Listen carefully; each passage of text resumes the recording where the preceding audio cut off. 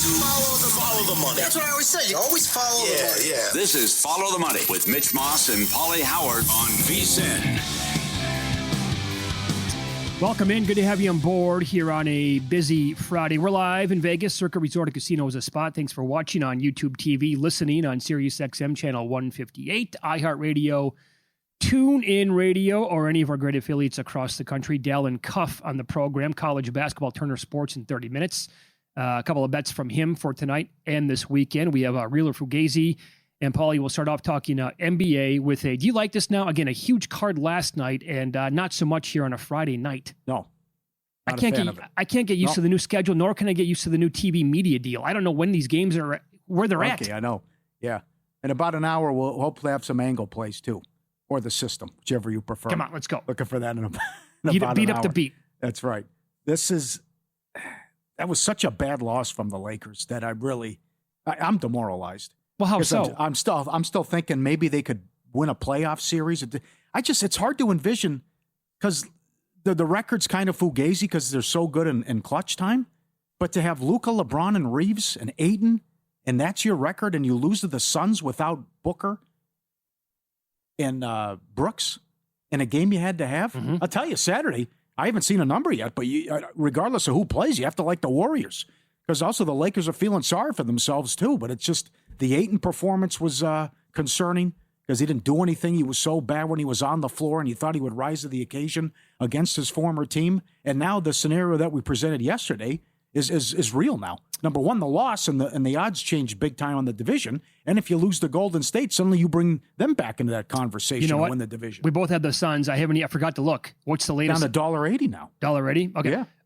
I lost a moneyline parlay last night, hoping I would actually lose that on because of my ticket. That was the only game that lost, by the way, the Lakers. Because if Lakers won that game, the division was over with, in my opinion. So with us holding Suns tickets to win that division, trying to capitalize on that. I'll give you this, by the way. For tomorrow night, Porzingis now questionable illness for the game. Is that guy been sick for 3 years? I know. What is? I can't say what I was going to say. Okay. Draymond Green expected to play in the game. That's the only news I have as of right now.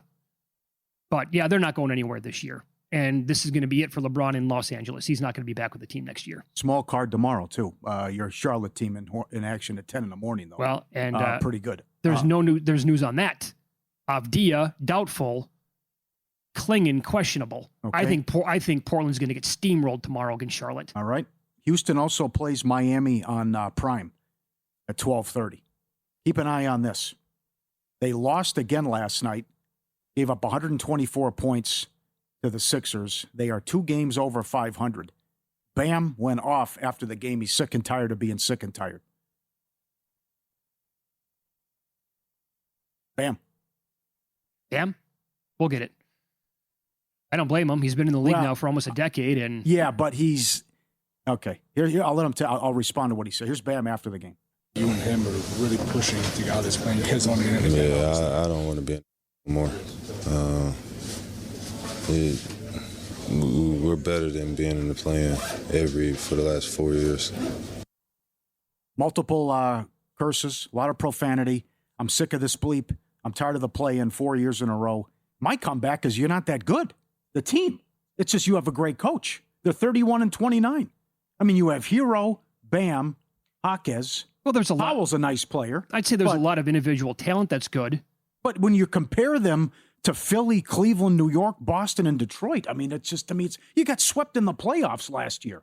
I mean, you were blown out in the last 2 games. What is it? Right. I don't know what he expects. I just think it's Spoelstra gets the most out of them. That's where I'm at. They should be an under 500 team, and they're lucky that they're in the play-in. That's how good their coaching staff is.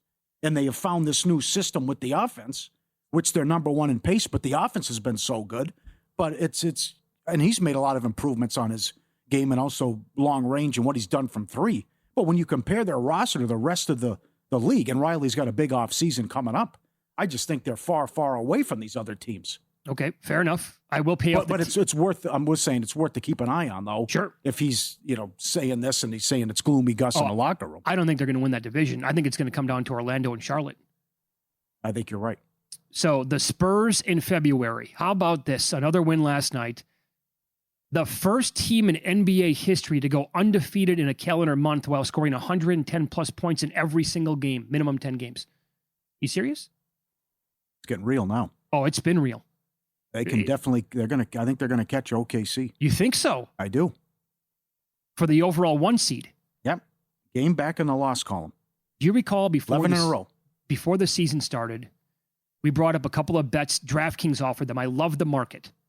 Which teams will meet in the conference finals? Right. To meet, that's it. Spurs, Thunder, 22-1. Spurs, Nuggets, 65-1. If they're the 1 seed, that means they don't have to go through, you're probably looking at OKC 2, Denver 3. Their defense is so good, and what they did against Detroit, then shut down Cunningham, and their record against OKC, and I think they're better than Denver. And it's a great opportunity Sunday morning as they go into the Garden on ABC as well. But with Wemby and how those younger guys continue to get better. They have drafted so well. They have nailed the draft picks. That this is a top-notch organization. That move for Fox last year, looking better and better by the game. Yep. And Castle's a stud. Keldon Johnson might win 6th Man of the Year. They got a lot of dudes on that team. And with him, anything is possible. You said it yesterday. There's no ceiling. I don't think there's any ceiling to him or the team. No. I'm here for all of it. Yeah. That's right. I'm still looking right now. James Harden's still questionable for the game tonight. Cleveland at Detroit. Pistons laying about 5.5 or 6. There is no Donovan Mitchell. You brought this up with Jared Allen. In February, the entire month, 22 points per game, 11.8 rebounds, 5 straight double-doubles, and 9 out of 10. His points and rebounds prop is 24.5. On the flip side, now here's the guy that I bet in his last game, remember he was suspended, so in 3 games since the All-Star break for the Pistons, Jalen Duren, 26-13, 25-14, 29-15. His points and rebound prop tonight is 28.5 or 29.5. The problem is he has to go against Allen and Mobley here. I love what Allen's doing, but I can't commit to his props with the uncertainty of Harden. Neither can I. Because Harden and Allen have such a great rapport. And also, now Zach Cohen was making the case today that Harden will be more of a facilitator with the broken thumb if he does play. And he'll be looking more to pass. Maybe that'll put you on Allen props anyways. Or if you want to go to war with Schroeder, if Harden can't go. In any event, I like the Pistons. And according to Windhorse and these other guys, they are talking a big game. And they have this one circled. So 5.5 seems a little cheap tonight at home in that one. And we'll wait on the Harden news. It's very big for the Allen props. The other props, I think this is too many points for the Knicks. The Bucks are on fire. They've won 8 of 10. Dogs in most of those games. Yeah, I'll break that down here in a second. Porter, last 9, 22, 8, and 5. Zach Cohen gave out his PRA over 30.5. I like him to go over 18.5 points again tonight. He's been so good offensively, and I like the PRA as well. And we also got an email before the show. He is on a 20-2 under run, his made threes. Yeah. So it's only like 220, 230 with the juice. But that's I said $1.80. Oh, you did? Yeah. So that's under 1.5 made threes, so you can bet that as well. I did not know that, so thanks for that email. So 20-2 under run with the made threes, and he continues to fly over and fill up the box score every night. This is a great story what the team's doing, and he's averaging 22, 8, and 5 last 9. More Porter props, please, against the Knicks, and I think he'll be able to get what he wants against New York. Yeah, this is how strong it's been for Milwaukee going back. So again, the full breakdown, you mentioned it, but I'll bring it back up here. 5-1 ATS last 6, 8-2 last 10. A dog in every one of those games, not just covering Paulie, but winning outright in all 8 of those games that they covered. Plus 4.5 against New Orleans, plus 10.5 at Orlando, plus 13.5 at OKC. They won by 17, plus 4.5 at New Orleans again. Actually, the first game against New Orleans was at home. Plus 6.5 against Miami this week, plus 3.5 against Cleveland. All those are outright wins as dogs, some of those big-time dogs. So, I don't know. I talked to 2 different people today, guys who are great on the NBA, betting, full-time. One person said they lean Bucks. The other guy said his only play is the Knicks. Points too? Yeah. Yes. I would think so. Yep. Bucks have been great offensively. I'm with you. I lean Bucks here a little bit in the game. DraftKings has a number up on the marquee game tomorrow too. Lakers are 3.5 in Golden State. Do the Mavs respond after getting buried at home by the Kings? And again, there's a ton of guys are out there. 4.5 against Memphis, and Memphis is putting out that high school team every game. I know. I mean, do you want to back them? They lost to the Kings last night. I know. I got to go to war with Marshall and Middleton again. Blagg's out. I think Gafford will play, though. Washington's out. Yeah. I don't think Clay's playing. Clay's out. I lost a bet on Bagley last night. He's out. Yeah, so, I mean. The PRA lost? The PR lost, He only had 10 points? Okay. 10 points, 9 rebounds, yep. He only took like 5 or 6 shots. Okay. So that was no good. I can't. I mean, look at it, but the total's 230. I think you have to do it. You got to lay with Dallas. Yeah, Memphis is so bad. Like, this is one of those, okay, they lost last night. They can correct it tonight. They're okay winning this game. Yeah. I think so, yes. Yeah. And the other one is... I'm okay with OKC, 8.5. Now, state your case here for the Nets against the Celtics. It's a big-time Malinsky special. Now, remember, the Celtics have had some ugly losses the last couple of years at home to bad teams. Yeah, sure. So they haven't had a home game since February 11th. They're off the long West Coast road trip, and it's 17.5. I think the Nets can hang in this one. That's a lot. That's your big boy. It's 207.5 for a total. Yeah. The Celtics are playing in these games that are just dead unders pretty much. Maybe they just put the clamps down. This is absolutely 100% not respecting your opponent. And maybe it's close in the second half. Is it a wake-up call? Okay, how about this? 185 is the score. You win your bet and the game goes under. I'll take that. That's fine. A lot to get into with college basketball tonight. Some great numbers on Michigan and Illinois. This number's been all over the map now, moving today. And Miami, they continue to go scorched earth with the Nets. We'll tell you why and how next.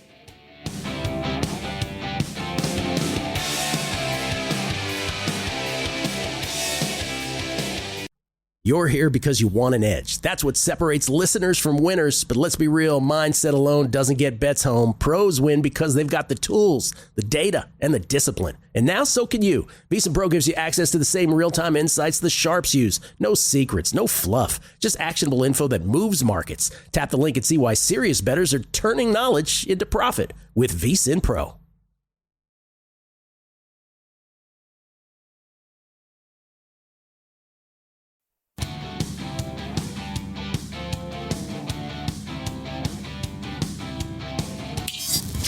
This is Follow the Money on VSiN.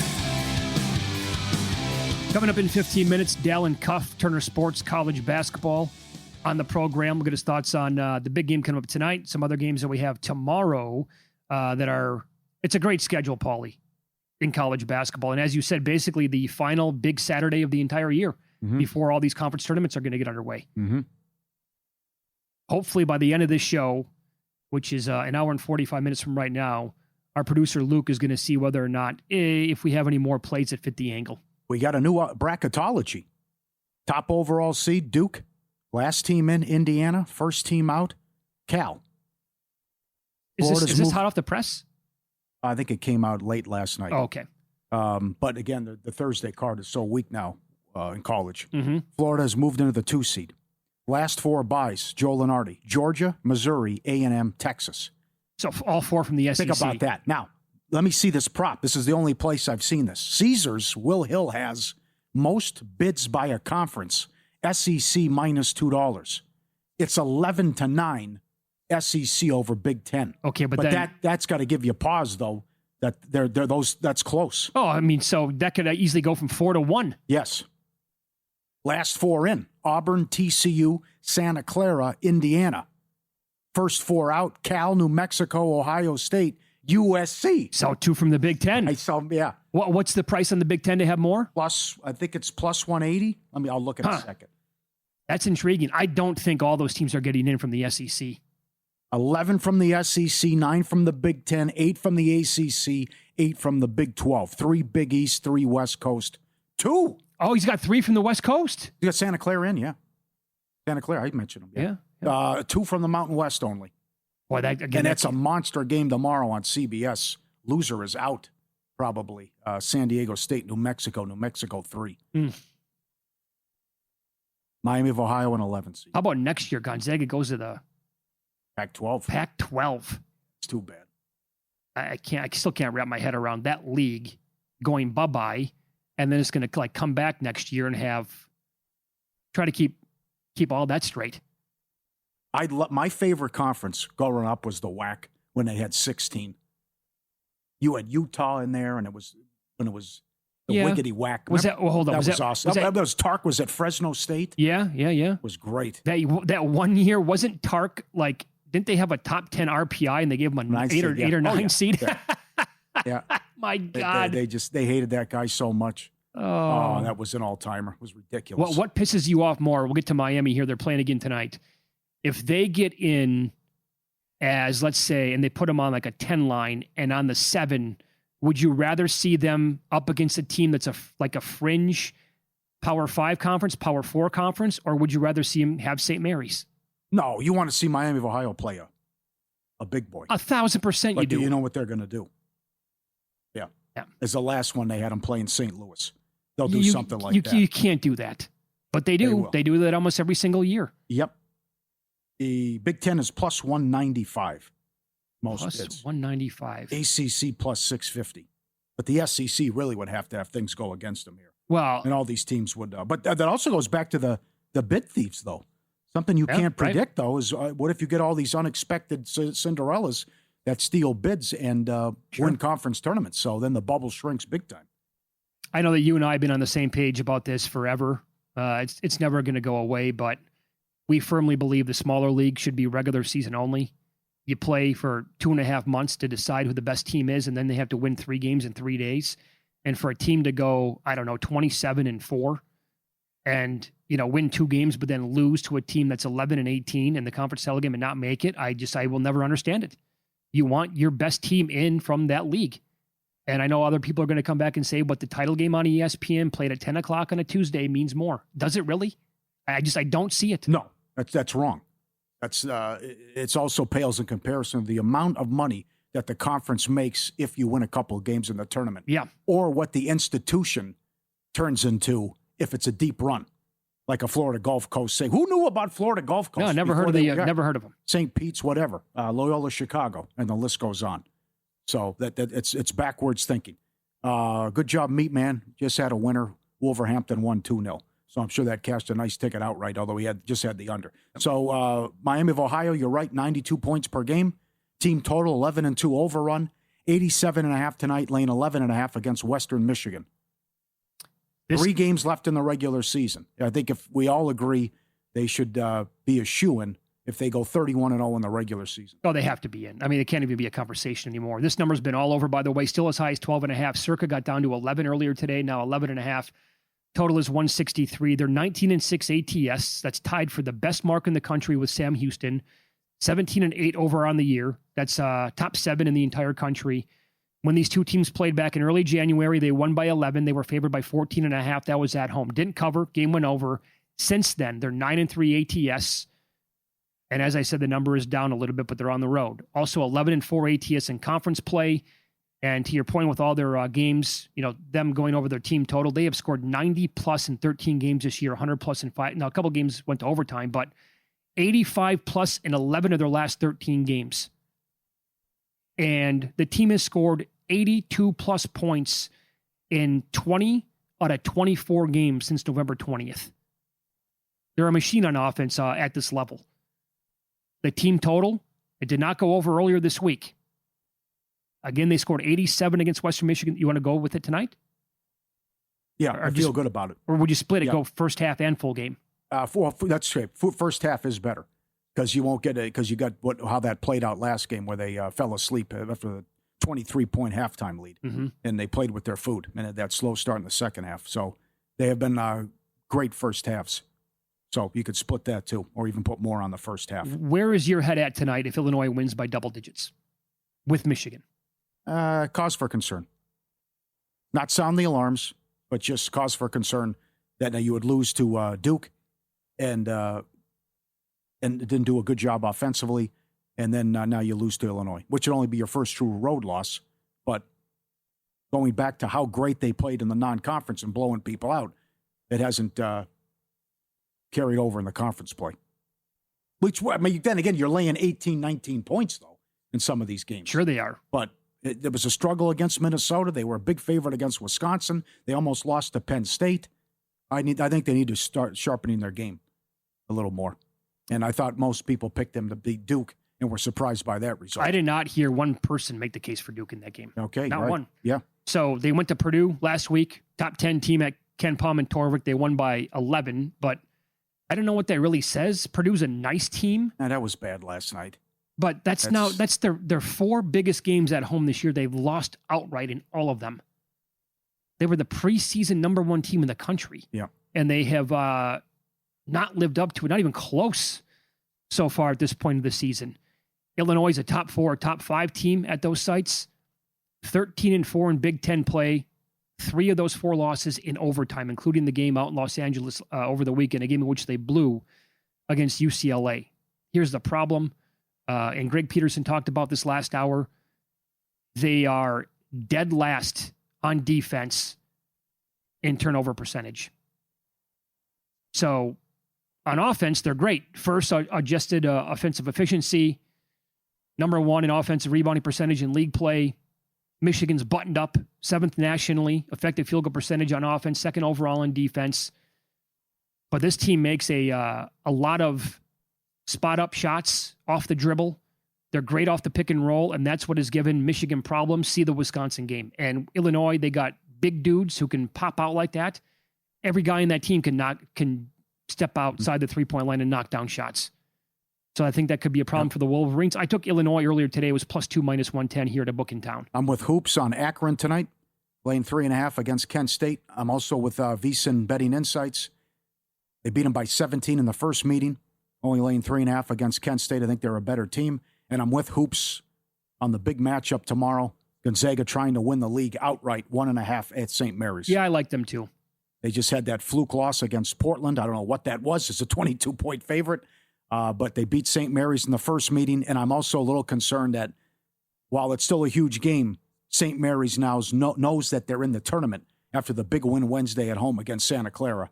I think Gonzaga will win and cover, and a good job by Caesars and Will Hill to offer almost every power conference game up already on college. And that's where I saw the San Diego State, New Mexico line already. Isn't that funny the way it works in college basketball? Gonzaga goes on the road as 20-plus point favorites. They lose outright. They play the same exact team at home. A couple of weeks later, they win by 40. And they're laying 28 in the game, 27, 28 points in the game. And if you laid it, you had no problem covering it. Like home court is just massive in this sport. But the revenge angle, too. Do you think Pitino's response? I would think off of a loss like that, he has... Torvik has Nova ranked 29th. St. John's is laying 5.5. Solid team. It's like Glengarry, Glen Ross. Oh, do I have your attention now? Embarrassed, right? Good. It's one thing Pitino off a loss, but embarrassing, and everyone laughing at him for what happened in the second half. Yeah. Mm-hmm. Dallin Cuff, next college basketball Turner Sports. He says this team has the best A game in the country. Find out who it is next.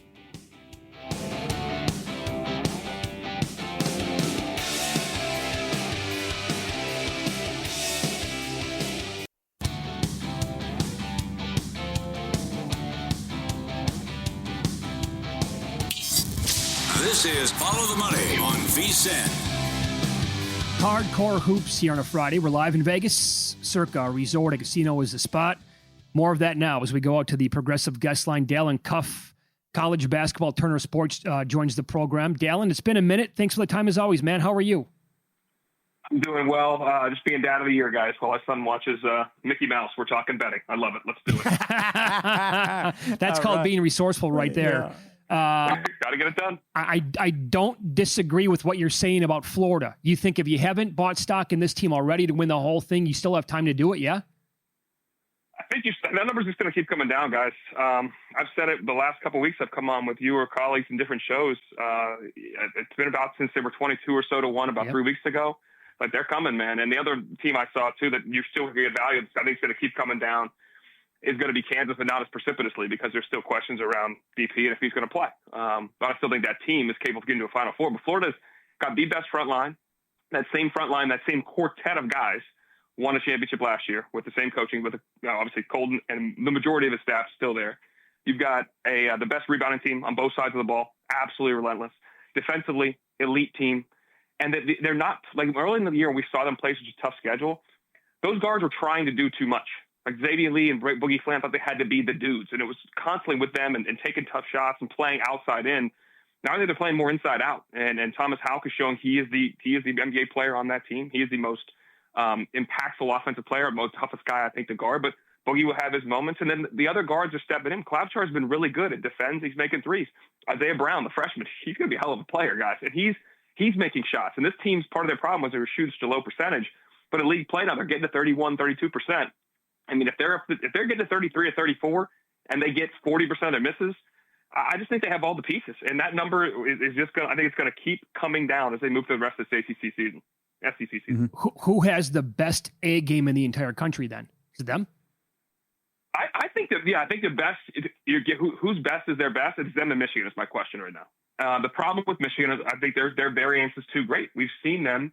I mean, at times they know they can play with their food a bit. You saw it in Minnesota after losing to Duke. I thought, hey, they're going to come out and they're going to put one on Minnesota. Minnesota was in it for 30 minutes. They were in the game for 30 minutes, and then they said, okay, we're done here. We're going to step it up. I think they have shown a greater variance.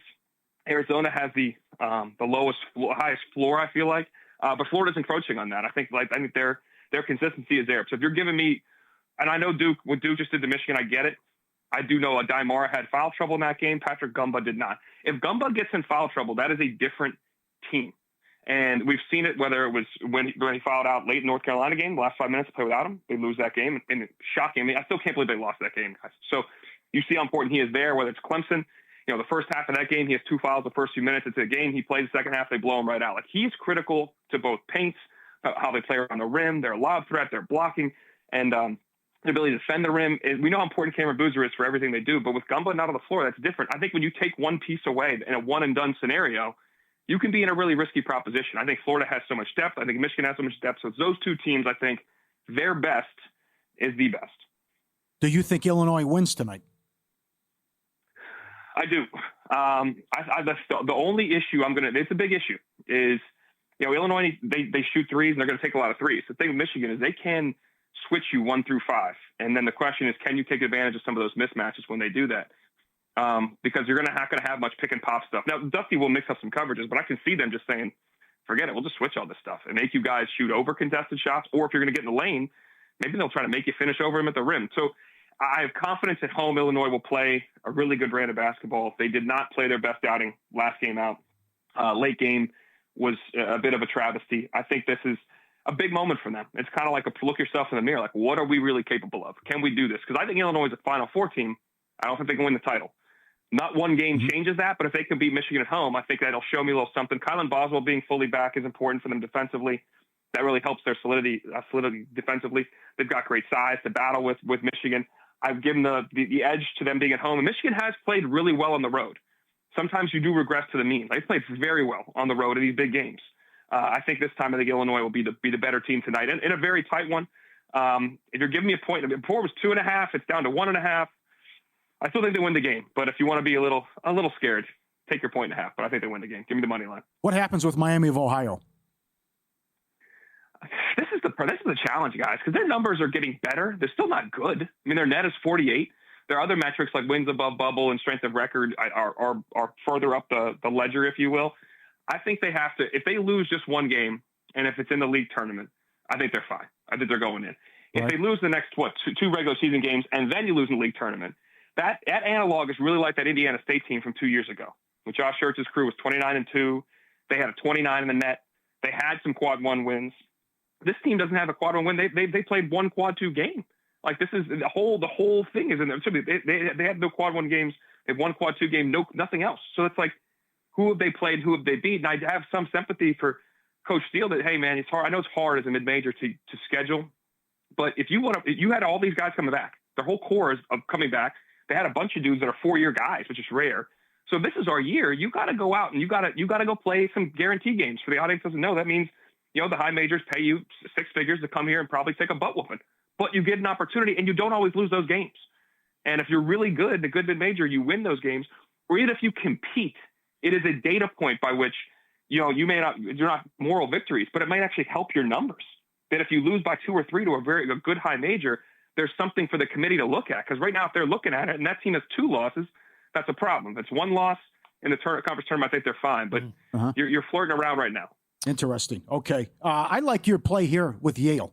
This game comes up in less than an hour. They're laying 4.5 against Cornell, and they beat them by 34 in the first meeting and dropped 102 on them.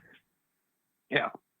Yeah, I don't want to just be like it's going to be a repeat of the same thing. Cornell's playing for their Ivy tournament life. You got to finish in the top 4 in the league. It's near and dear in my heart. I do love the fact that we still do that. We do that because it does make the regular season still matter. Remember, our regular season champion used to represent our conference every time up until 2017. That said, I do believe Yale is fully healthy now. It's important because Matt Townsend, who will be the player of the year in the league, was going through some injury issues. So I believe they will be at full health tonight. I just don't see how Cornell guards them. The size that Yale has, and I've watched them live now 3 times, and in that league, there's nobody like them. They have multiple, high-level athletes. Alaton, this kid, 6'10", is a skywalker. Like he is a high major athlete playing at Yale. They have physicality and positional size at every position that really makes it hard to score on them too. Cornell's going to try to make the pace fast. They're going to press you. They're going to try to speed you up. They're going to try to muck it up. I just don't think they can score enough, and then they're going to give up a lot of easy baskets. They'll give up an easy one to get going the other way. It's hard to do that against Yale because it's just they're very sound defensively, and again, the positional size I think is going to be an issue. So I don't think it's going to be a 34-point beating like it was in New Haven, but I feel really good about Yale winning this thing by 8, 9, 10 points and moving on. Okay, very good. Dalen, what are your thoughts on Dayton taking money tonight on the road against George Washington? They were catching 3.5, now down to 2.5 here. They're off of, you want to talk about the game of the year. They blew out St. Louis from the jump in their last game this week. This is why I don't love when I'm going against the money. No, none of us do. But this is a Dayton team that has been wildly inconsistent. Now they have gotten better. They've won 5 of 6, and that St. Louis game is their best performance. That said, when they've been away from home, they have been erratic to say the least. They rely on turning teams over, and they want to get up in you. And Amel Latong was huge in that game against St. Louis. They had no answer for the 7-foot Frenchman. He was really good in that game. I think Rafael Castro is going to outplay him in this game. And I like GW at home in a situation where I think Dayton is feeling themselves a bit. And GW is a team that I thought would have an outside chance, guys, at winning this league tournament, not winning the league outright and not getting it at large, but still putting things together. Chris Caputo's team, they space the floor really well. Castro's their one big on the interior. They can stretch out. They'll take threes. They play fast. They got a number of guys that can make buckets. And I feel like I'd like to see their response in this game. Now that Castro is back and they're all fully healthy as well. Mm-hmm. They had their own injury issues. They're all full healthy. I really like GW at home in this spot. I don't love coming against the number there or the number coming the other way, but I really think Dayton is a bit overpriced here, and the public's on them too, and I understand that. But I was coming off the St. Louis game, but I've seen their variance be too great through the course of the year to think that I really believe that this team is on a full upswing. I think they're playing better, but I think we're going to see a team that we may have seen on the road more typically than they had been the last couple of weeks. Yeah, let me know that it's a very busy schedule for you, obviously, throughout the entire college basketball season, especially with March around the corner. But thank you for the time. We appreciate that. Enjoy the games tonight and this weekend, and best of luck, okay? Anytime, boys. Be well. Good to talk to you. Follow him on X at Dalen Cuff. He was on the Progressive Guest Line, Turner Sports, in the field of 68. I agree with his answer. If you're Miami of Ohio, don't make it interesting. Go 31-0 in the regular season. The Indiana State team, though, was 28-6, but the committee blew that. They did. The country would have fell in love with Avia, and that team was 17-3 in conference play, and then they got snubbed, and then they went to the finals of the NIT, lost by 2 to Seton Hall. They were 28-6. Had some good wins and went 17-3 in conference, lost to Drake in a close one in a conference championship, and they didn't put them in. That was stupid. Right, and I think it was like 2 games later. Didn't the team they put in, or 2 teams they put in ahead of them, embarrass themselves in the tournament? Yeah. And meanwhile, they just had a great showing in the NIT. Well, they could score, yeah. Oh, absolutely. They were, yeah. Right. Yeah, and they blew that game against Drake, by the way, if I recall correctly. Mm-hmm. Follow the money here on VSiN, the Sports Betting Network. Don't be afraid to jump in on the angle. We'll explain that coming up. Another winner last night, Real or Fugazi, next here on a Friday edition of Follow the Money, live in Las Vegas from the Circa Resort and Casino.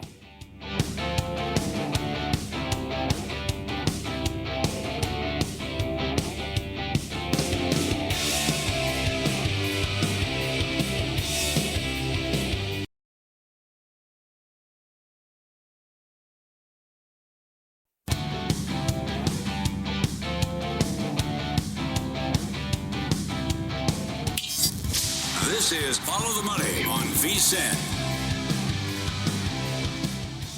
Mitch Moss and Paulie Howard are here to make you a friend of ours. That would mean you were made guy. Investigating what is and isn't legit. That's a Fugazi. All right? That's a Fugazi. I looked at it for 2 seconds. Seeing through the lines to make you a better. I know you know. And I know you know I know you know. The FTM Army is being sent for. In our thing, you get sent for, you go in alive, you come out dead. And it's your best friend that does. These two wise guys would never steer you wrong. Forget about it. This is Real or Fugazi on Follow the Money. All right. An award-winning edition today. Some strong questions. I've heard this a lot in the last couple days. We talked about the Spurs. We mentioned the Pistons. We love the Spurs. You have to grow into a champion. Real or Fugazi? Yeah, I mean, more times than not, absolutely. It also ties into playoff experience. That's why a lot of people will pick against San Antonio and Detroit with you have to go through the wars and the battle scars to get there. A lot of people are saying that. There are building blocks. There are steps in the process. There's a foundation that needs to be laid. That's typically how it goes, right? I mean, look at Oklahoma City 2 years ago when they came out of absolutely nowhere to be the 1 seed in the West. The West. PJ Washington beat them. So they I can't believe they lost that series. I still think they were probably the best team in the NBA that year. Yep.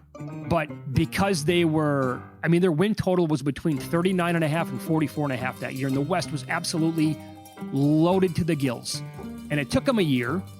They got over that. It probably did them a lot of good. It wasn't easy last year, but they eventually won the title. I think there's probably a lot to that, yes. I mean, okay, my brain is dead right now on this but give me the last team like in a major sport that came out of, was it the St. Louis Blues? All sports, I don't know. The 1995 Magic made the playoffs without a playoff series win or any meaningful experience. Oh, made the NBA Finals with Shaq and they lost to Houston. Yes, that's the last time. Think about that. Wow, okay. Yes. Even like Indiana this year in college football. They took a huge step last year. They made the playoff. Yeah. Now they got beat down by Notre Dame, but like they didn't win it all last year, and I don't think they would have won it this year if they didn't have last year. It's an interesting discussion. But it's the I told you so crowd if the Spurs stumble. Paul, if we get Detroit and Boston in the Eastern Conference Finals, or I would even say the Knicks, you're going to see a lot of people going against Detroit in that because of that reason, I believe. If you ever go to Atlanta, you must try the wings at Magic City. Are they good? Based on the hype and also the promotion. Do you concur? Well, explain the promotion, everybody. The Atlanta Hawks, March 16th, are paying tribute to Atlanta's famous strip club, Magic City. It's a night filled with food and, of course, the club's famous lemon pepper wings, along with music and merchandise. Of course, the team is the Orlando Magic. It was put together by principal owner and actress, you remember her from Seinfeld, Can't Spare a Square, Jamie Gertz, putting this together. Magic City will be serving 2 versions of the lemon pepper wings, including the ones named for Hawks guard Lou Williams when he broke COVID protocol and was excused from the bubble, but stopped in because he had to have the wings because they're so good. Because they're so good. Yes. I mean, you have to live up to the hype. It's like that bit with John Panette, who passed away, the comedian. It's like, back with Gorbachev and back in the day, Russians had to wait in line 5 hours for bread. That bread better be good. Yeah, no better kidding. Be some bread. Okay, so they're having a pop-up with their wings at the arena where they play games. They're paying tribute to the Gentlemen's Club, the Atlanta Hawks. What other kind of pop-up are they having? If you go there, right, they're legendary, evidently. I will tell you that there used to be, I think there still is a place here called Treasures. Remember when it first opened up? And they were calling it a 5-star restaurant, and the food was legit. So you could go there and have a little bit of everything. So I think that's hilarious. I mean, best wings in town at Magic City. Yeah. Well, wow. There's another one too. I don't know if I need to name the name, but it's a very famous club here in town. Been here for many years now, decades. But my buddy and I used to go there like on a Saturday just for the cheeseburger. It was so good. Okay. True story. Chime in if you've had the wings before. Let us know if they lived up to the hype. Wild. It's hilarious that the Atlanta Hawks are doing this as well. I'll go anywhere for good wings. Okay. So hopefully about a half an hour away, we get some angle plays. 79% on the year and 9 in a row. don't be afraid to jump in with the angle.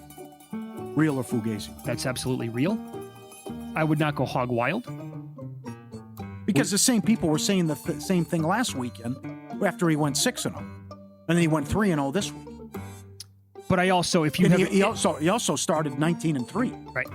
So, but I mean, if you haven't, are you saying like put a limit bet in, go crazy? No, for people saying I don't want to jump in now, I don't want to, because with my luck, whatever, Right. it'll lose, or I don't want to, whatever. I would say like, it'll yeah, lose. Unless you bet big every single time anyway, you're probably not going to do that. But I mean, if you hop in right now and you go, I got to get a couple dimes on this, I got to, limit these games, because these games are probably like 2 dimes max that you're going to get at some books, maybe a little bit more than that. I wouldn't exactly be doing that. That's where I'll agree with you.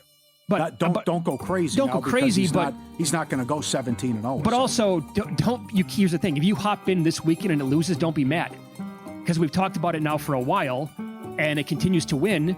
And Luke's been tweeting it now for 2 months, pretty much, or maybe not that long, but however long it goes back. But don't be mad. You can't be mad at anybody. But it's been a fun ride. Now, is it going to win every single game? Of course not. Nothing does. But if you want to hop in this weekend and he has more plays tomorrow, sure, hop in. The hype is real.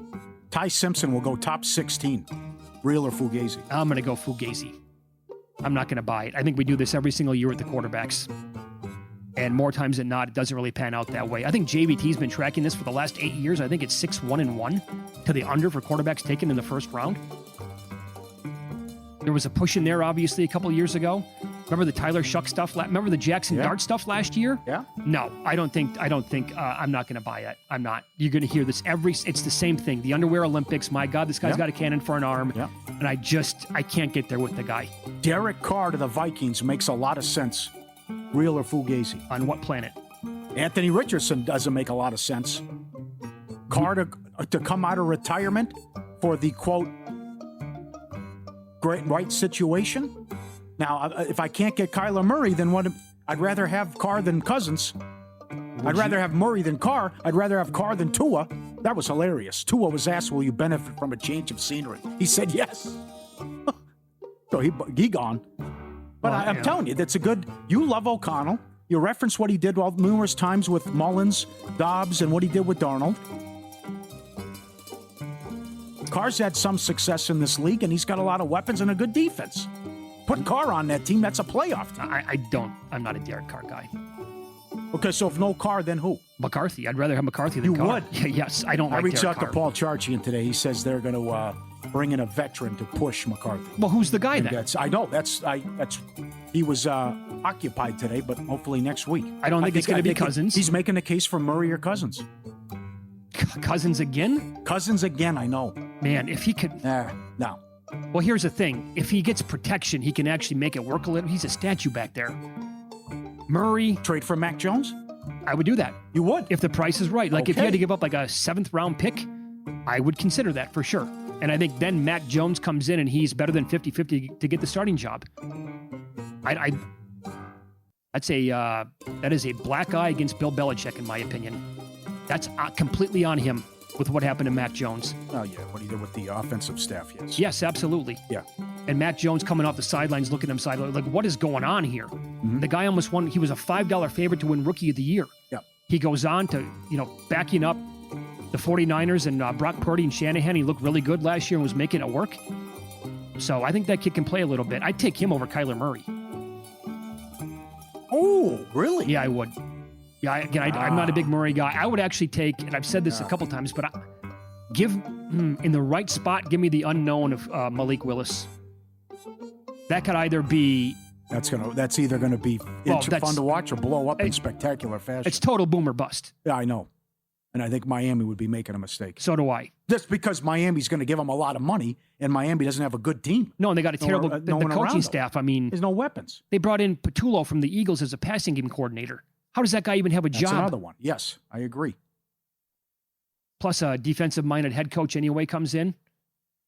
Like, I don't know if, again, just said it there, right? But Malik Willis, I have no idea if it's going to work. The right landing spot, I think it could, but I think Kyler Murray, we know what he is at this point. Which is what? Average? He can maybe get you to the playoffs. Maybe. Well, I think if you have weapons and a good running game, based on how dangerous he is, he's a complicated guy. Also, it's a complicated career with only one trip to the playoffs. I know. Also, Yeah. there was a great quote. He's like, he's a guy you don't want to face, but a guy you don't want on your team. Thought that was well said by your GM. Wow. That was interesting, Okay. right? Because he still scares you at times with the scrambling ability and the big play ability. We'll give you a system that's 14-5 on the season coming up next.